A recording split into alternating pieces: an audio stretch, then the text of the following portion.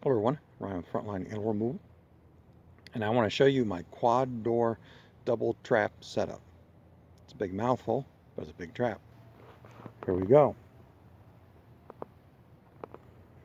There's a shovel to give you an idea how long the trap is. What we have going on,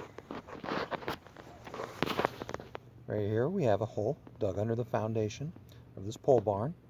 Critters are going in and burrowing up underneath, and here that's some insulation that they pulled out of the wall.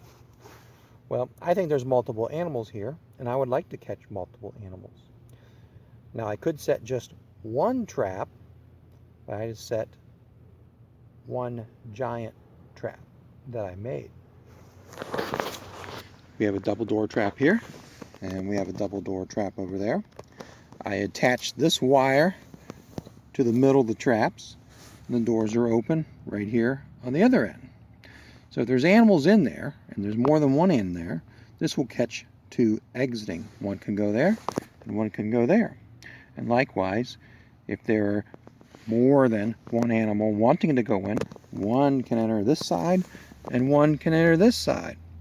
Or one animal can enter and get caught in one trap, and one animal could exit out. He'd be blocked there, and he could go there, try to get out and get caught, or vice versa.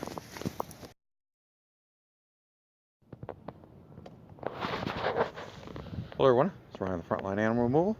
I'm following up with my quad door trapping.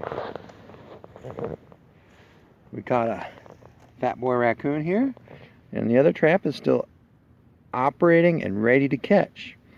So I was hoping for a twofer, but we got a one-fer.